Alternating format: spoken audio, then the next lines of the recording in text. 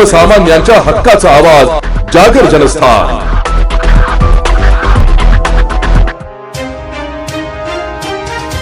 धुळ्यातील पश्चिम देवपूर पोलीस ठाण्यात लाचलुचपत प्रतिबंधक विभागाने मोठी कारवाई करत एका पोलीस उपनिरीक्षकासह शिपायाला 40,000 रुपयांची लाच घेताना रंगेहात पकडलाय। पोलीस उपनिरीक्षक साईनाथ भानुदास तळेकर आणि पोलीस शिपाई अविनाश अरविंद सादरे अशी या लाचखोर कर्मचाऱ्यांची नावे आहेत। एका फसवणुकीच्या प्रकरणात न्यायालयाने आरोपींविरुद्ध गुन्हा दाखल करण्याबाबतचा सकारात्मक अहवाल पाठवण्यासाठी उपनिरीक्षक तळेकर यांनी 50,000 रुपयांची मागणी केली होती।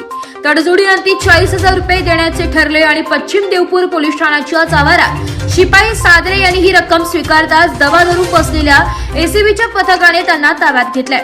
या कारवाईमुळे धुळे पोलीस दलात मोठी खळबळ माजली आहे। प्राप्त माहितीनुसार तक्रारदाराच्या सासऱ्यांच्या वलवाडी येथील घराच्या कागदपत्रांचा गैरवापर करून एका दाम्पत्याने 2015 मध्ये परस्पर 36 लाख रुपयांचे गृह कर्ज काढून त्यांची फसवणूक केली होती। या प्रकरणी पोलिसांकडून कारवाईची दिरंगाई होत असल्याने तक्रारदाराने न्यायालयात धाव घेतली होती। न्यायालयाने या अर्जावर पोलिसांकडून अहवाल मागवला होता, ज्याची जबाबदारी उपनिरीक्षक तळेकर यांच्याकडे होती। हाच अहवाल तक्रारदाराच्या बाजूने देण्यासाठी लाचेची मागणी झाल्याचं एसीबीच्या पडताळणीत निष्पन्न झालंय। धुळे एसीबीचे उप अधीक्षक सचिन साळुंखे यांच्या नेतृत्वाखालील पथकाने अत्यंत गोपनीयरित्या हा सापळा रचला असून दोन्ही आरोपींविरुद्ध धुळे शहर पोलीस ठाण्यात रीतसर गुन्हा दाखल करण्यात आलाय।